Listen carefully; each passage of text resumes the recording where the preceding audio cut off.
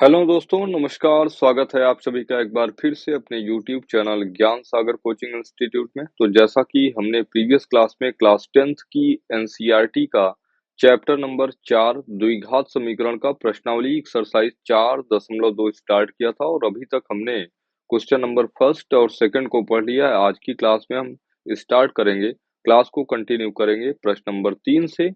और प्रश्न नंबर 3 को स्टार्ट करने से पहले आप लोगों से रिक्वेस्ट है कि अगर अभी तक आपने हमारे चैनल ज्ञान सागर कोचिंग इंस्टीट्यूट को सब्सक्राइब नहीं किया है तो प्लीज सब्सक्राइब कर लीजिए, और अगर क्लासेस आपको पसंद आती हैं तो प्लीज दोस्तों के साथ शेयर करें और क्लास को लाइक करना बिल्कुल भी ना भूलें।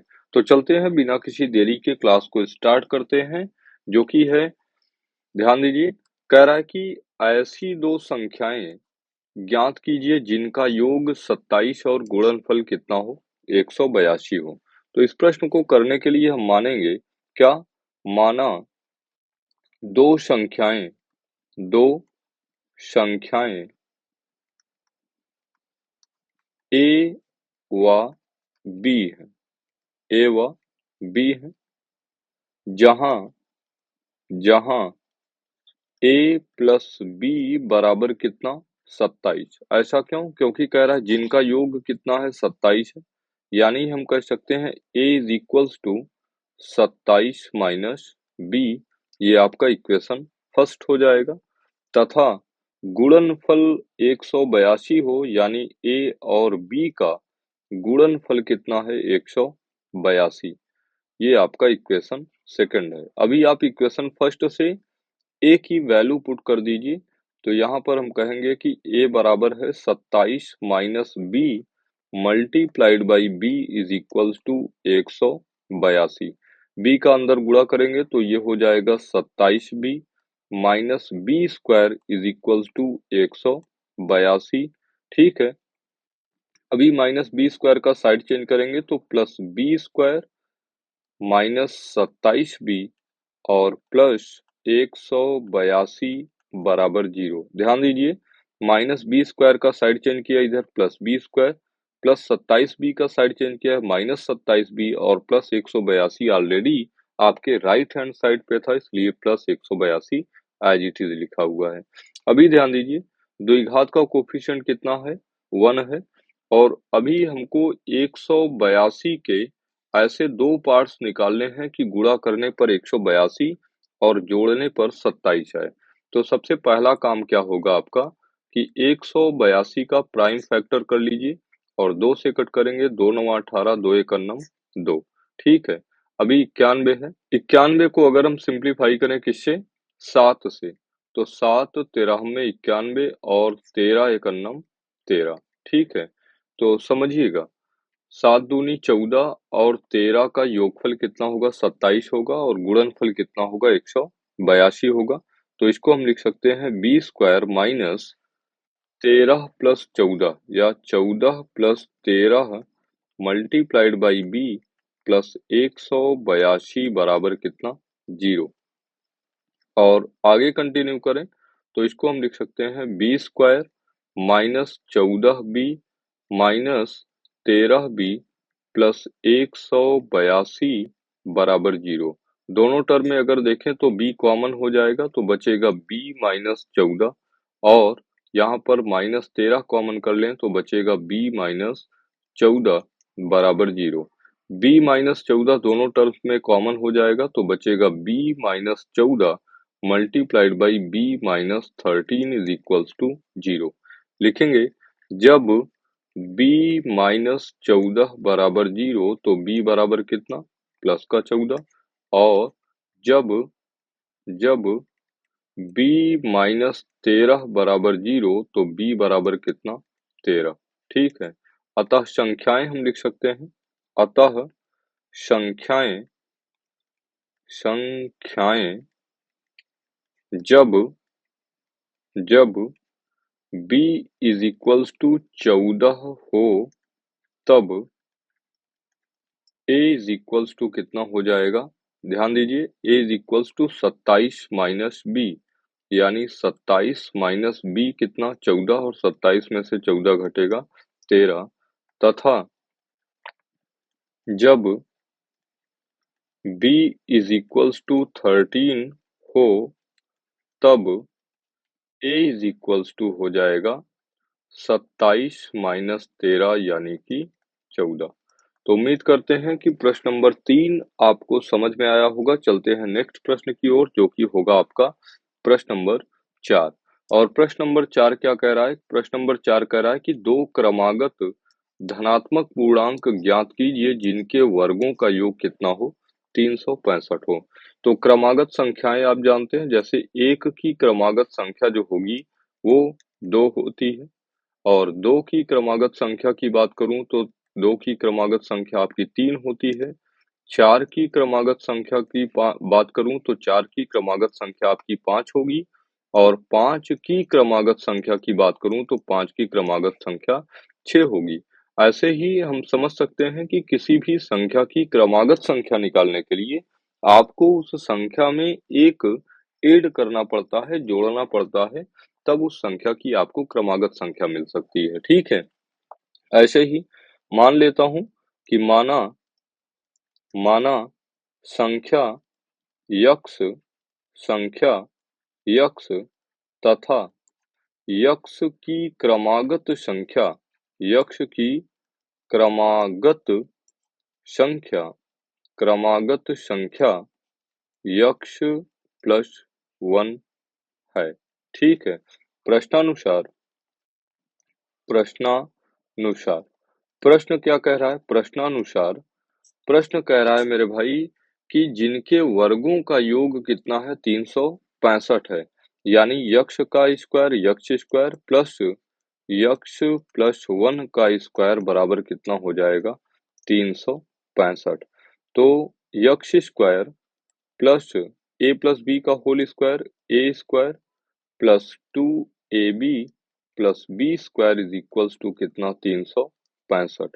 तो यक्ष स्क्वायर कितना 2x स्क्वायर प्लस 2x और प्लस 1 माइनस 365 प्लस 365 का साइड चेंज कर दिया।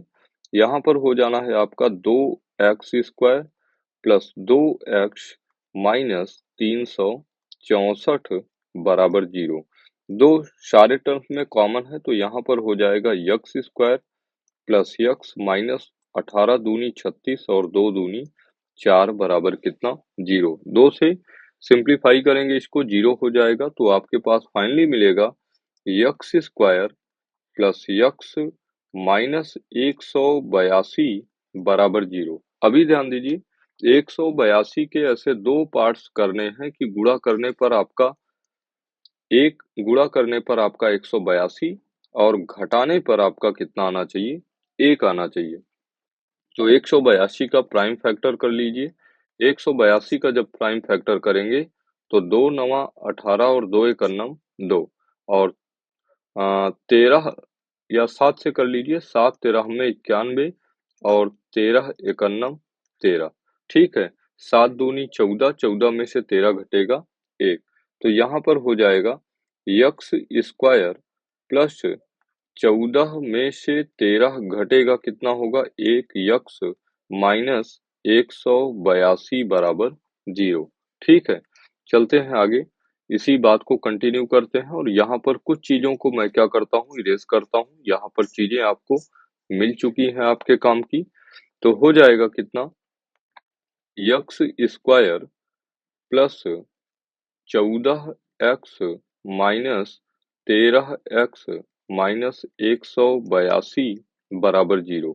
दोनों टर्म में अगर यक्स कॉमन करेंगे तो आपके पास बचेगा यक्स प्लस 14 और माइनस 13 कॉमन करेंगे तो बचेगा यक्स प्लस 14 बराबर 0। अभी ध्यान दीजिए दोनों टर्म में आपका यक्स प्लस 14 कॉमन हो जाएगा तो बचेगा x plus 14 into x minus 13 बराबर 0। लिखेंगे जब यक्स प्लस 14 बराबर 0 तो यक्स बराबर कितना माइनस का 14, जो कि हो जाना है आपका अमान्य। क्या हो जाएगा अमान्य? क्यों?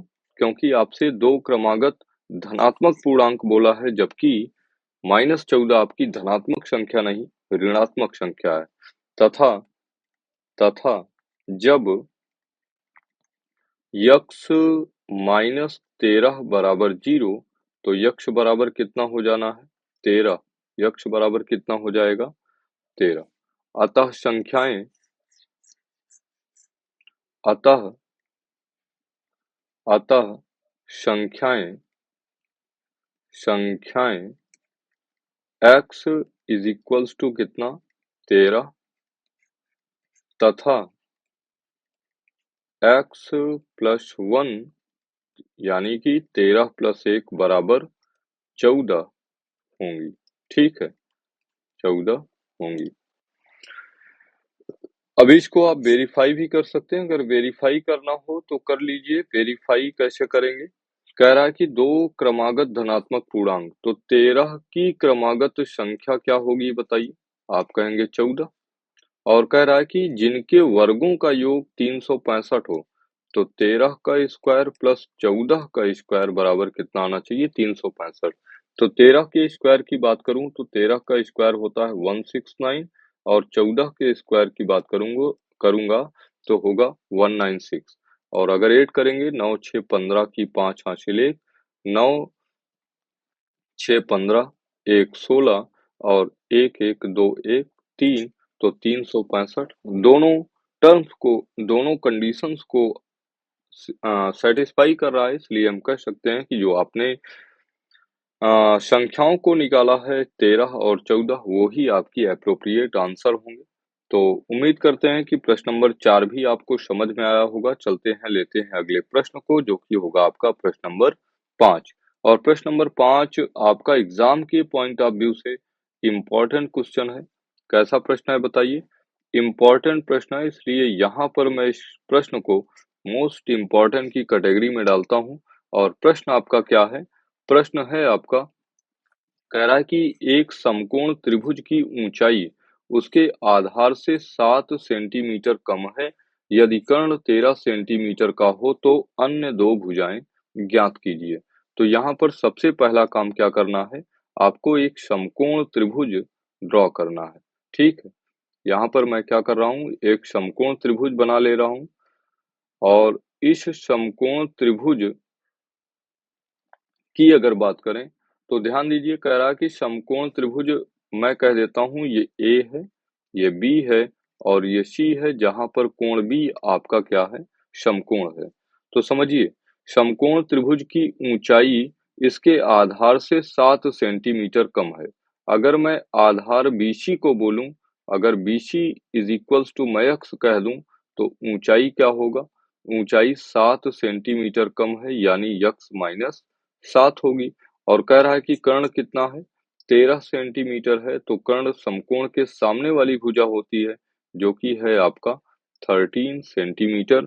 तो कह रहा है कि अन्य दो भुजाएं ज्ञात कीजिए। यही बात जो आप लिखे हैं, यही बात आप क्या करेंगे? नोट डाउन करेंगे, लिखेंगे। माना माना त्रिभुज ए बी सी एक समकोण त्रिभुज है। कैसा त्रिभुज है? समकोण त्रिभुज है, जिसमें जिसमें कोण बी समकोण, कोण बी समकोण तथा आधार आधार BC is equals to x तथा BC is equals to x, ऊंचाई h, ऊंचाई ऊंचाई ऊंचाई यहाँ पर हमने AB को कहा है। AB is equals to x minus 7 तथा तथा कर्ण AC is equals to 13 centimetre है। ठीक है, अभी आप जानते हैं कि समकोण त्रिभुज में अगर आपको तीन भुजाएं ज्ञात हों, तो पाइथागोरस प्रमेय से हम कह सकते हैं, पाइथागोरस प्रमेय से प्रमेय से पाइथागोरस का प्रमेय क्या कहता है? पाइथागोरस का प्रमेय कहता है कि आधार का स्क्वायर प्लस लंब का स्क्वायर बराबर होता है किसके? कर्ण के स्क्वायर के। तो आधार कितना है आपका, यक्ष है, तो यक्ष का स्क्वायर प्लस लंब कितना है, यक्स माइनस 7 का, यक्स माइनस 7, तो यक्स माइनस 7 का होल स्क्वायर बराबर कर्ण कितना, 13 का स्क्वायर। तो ये हो जाना है यक्स स्क्वायर प्लस ए माइनस बी के होल स्क्वायर से x square minus 2ab minus 2ab 7 दूनी 14 यक्ष और प्लस बी स्क्वायर 7 सता 49 बराबर 13 का स्क्वायर 169। तो ये हो जाना है यक्ष स्क्वायर कितना, 2x स्क्वायर माइनस 14 यक्ष प्लस 49 माइनस 169 बराबर 0। क्या किया है, प्लस 169 का साइड चेंज किया है, माइनस 169, तो ये हो जाएगा आपका 2x स्क्वायर माइनस 14 यक्ष, 9 में से 9 घटा, 9 में से 9 घटा 0 और यहाँ 16 में से 4 घटेगा कितना, 12, 120 बराबर कितना, 0। 2 से समीकरण के दोनों पक्षों में भाग करेंगे तो 2 एकन्नम 2 यक्ष स्क्वायर, 2 सते 14 और 60 दूनी 120 बराबर 0। अभी हमको करना क्या है कि दो 60 के ऐसे दो फैक्टर्स करने हैं, ऐसे दो भाग करने हैं कि गुणा करने पर 60 आए और घटाने पर 7 आए। घटाने पर कितना आए, 7 आए। तो आप कह सकते हैं कि 10 छंग 60, लेकिन 10 और 6 का जो अंतर होगा वो कितना होगा, 4 होगा। यहाँ पर 7 नहीं आएगा। तो इस तरीके से जब आप कभी फंस जाएं तो 60 का सबसे पहला काम क्या होगा आपका, प्राइम फैक्टर करें। 60 के लिए करेंगे तो 2 30 दूनी 60, 2 15 में 30 और 3 पचे 15 और 5 एकन्नम 5। ठीक है, तो यहाँ पर हम क्या कर सकते हैं, 3 चौके 12, 12 में से 5 घटाएंगे कितना, 7 आएगा। तो 12 और 5 ऐसे दो भाग आपको मिलेंगे, 12 पंचे 60 और 12 में से 5 घटेगा कितना, 7। ठीक है, तो x square minus 12 minus 5 multiplied by x minus 60 is equals to कितना हो जाएगा, 0। ये हो जाना है आपका यक्स स्क्वायर माइनस 12 यक्ष plus minus minus plus 5x plus कितना, 5x माइनस 60 बराबर कितना, 0। तो ये यहाँ से अगर हम देखें दो टर्म्स में कॉमन करें तो यक्ष हो जाएगा कॉमन, बचेगा यक्ष माइनस 12 और प्लस 5 कॉमन करेंगे तो बचेगा यक्ष माइनस 12 बराबर 0। तो यक्ष माइनस 12 दोनों टर्म्स में कॉमन हो जाएगा, तो यक्ष माइनस 12 इंटू यक्ष प्लस 5 बराबर 0 लिखेंगे। जब यक्ष प्लस 5 बराबर 0 तब यक्ष बराबर कितना, यक्ष बराबर हो जाएगा माइनस 5। और आप बताइए किसी भी समकोण त्रिभुज की का आधार क्या माइनस 5 सेंटीमीटर, दूरी तो कभी निगेटिव होती नहीं है, तो इसलिए ये हो जाना है आपका अमान्य। लिखना चाहें तो आप लिख दीजिए, चूंकि दूरी का मान कभी निगेटिव पॉसिबल नहीं है, संभव नहीं है। लिखेंगे जब यक्ष माइनस 12 बराबर 0 तो यक्ष बराबर कितना हो जाएगा, प्लस का 12। अतः त्रिभुज ए बी सी की बीमाएं B C is equals to X बराबर कितना, 12 सेंटीमीटर। ए बी, अगर ए बी की बात करूं तो a b is equals to x minus 7 यानी 12 माइनस 7 बराबर कितना, 5 सेंटीमीटर और कर्ण आपको पता ही है 13 सेंटीमीटर होंगी। ठीक है, तो उम्मीद करते हैं कि प्रश्न नंबर 5 भी आपको समझ में आया होगा। चलते हैं, लेते हैं एक्सरसाइज का नेक्स्ट प्रश्न जो कि होगा 6।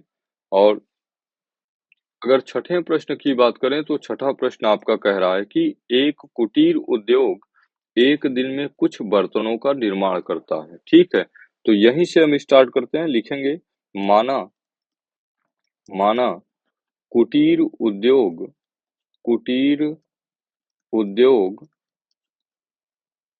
यक्ष बर्तनों का निर्माण निर्माण करता है। कह रहा है कि एक विशेष दिन यह देखा गया कि प्रत्येक नग की निर्माण लागत उस दिन के निर्माण किए गए बर्तनों की संख्या के 2 गुने से 3 अधिक थी। ठीक है, तो यहाँ पर एक बर्तन की निर्माण लागत की अगर हम बात करें तो कह रहा है कि प्रश्नानुसार प्रश्नानुसार एक बर्तन की एक बर्तन की निर्माण एक बर्तन की निर्माण लागत एक बर्तन की जो निर्माण लागत है, कह रहा है कि बर्तन की संख्या कितनी है यक्ष के 2 गुने यानी मल्टीप्लाइड बाय 2 से 3 अधिक है, यानी इसी बात को आप लिख सकते हैं 2x प्लस 3। कहने का मतलब एक कुटीर उद्योग जो है यक्ष बर्तन को पर डे बनाता है और एक बर्तन के निर्माण में उसको 2x प्लस 3 रुपए देने पड़ते हैं। यदि उस दिन की कुल निर्माण लागत 90 थी, तो निर्मित बर्तनों की संख्या तथा प्रत्येक नग की लागत ज्ञात कीजिए। तो यहाँ पर हम कह सकते हैं प्रश्नानुसार प्रश्नानुसार ध्यान दीजिए एक दिन में कुल कितना बर्तन मैन्युफैक्चर होता है, तो आप कहेंगे यक्ष बर्तन और एक बर्तन को बनाने में जो कॉस्ट लगता है वो आपका 2x प्लस 3 लगता है और इस हिसाब से उस दिन की पूरी जो व्यय होती है, जो लागत निकलती है वो 90 रुपए थी, यानी यक्स इंटू 2x प्लस 3 की वैल्यू होगी किसके बराबर, तो आप कहेंगे 90 के बराबर। चलिए सिंप्लीफाई कर दीजिए, यक्स का अंदर गुणा लगाएंगे तो ये हो जाना है आपका 2x square plus 3x plus 90 का side change minus 90 is equals to 0। ठीक है, समझिएगा अभी यहाँ पर 90 और 2 का गुणा करेंगे 180। 180 के ऐसे 2 पार्ट्स करने हैं कि गुणा करने पर 180 आए, जबकि घटाने पर आपका कितना आए? घटाने पर आपका आए कितना? 3।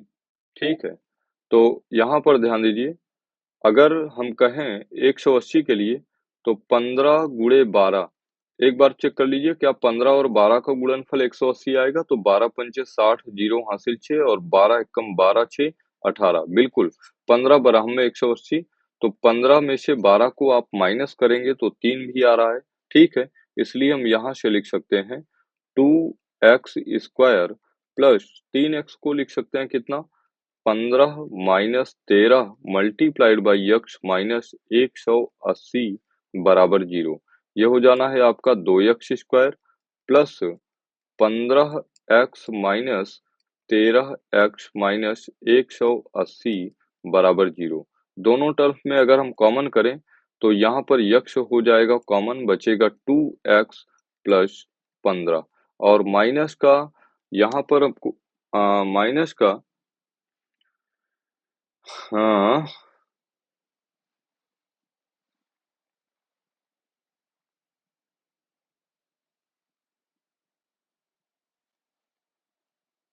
एक मिनट यहाँ पर ध्यान दीजिए बाई मिस्टेक यहाँ पर 15 और 12 लिखना था, मैंने भूल से 13 लिख दिया है, तो इस बात को आप क्या करेंगे पहले इरेज करेंगे।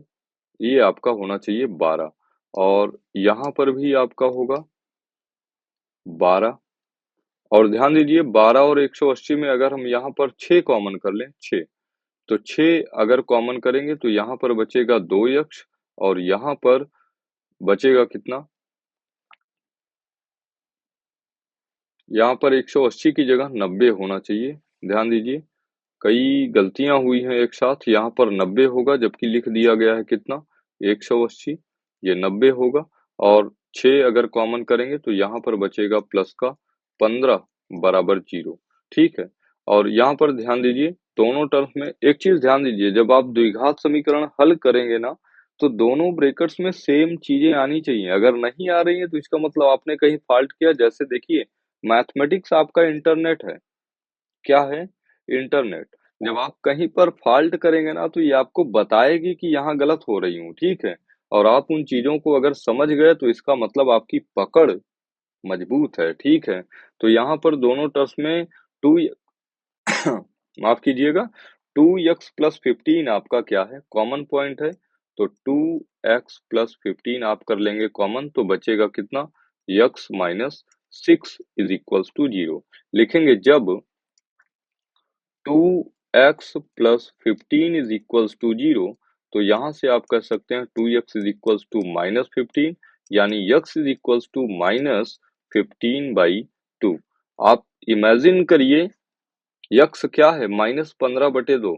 क्या आप ऐसा कोई कारखाना खोल सकते हैं जहां पर आप पर डे -7.5 यूनिट बर्तन का निर्माण कर सकें? तो आप कहेंगे भाई निगेटिव बर्तन बनाना मतलब इम्पॉसिबल है, तो इसीलिए अमान्य लिख दिया हूं। क्या लिख दिया हूं? अमान्य।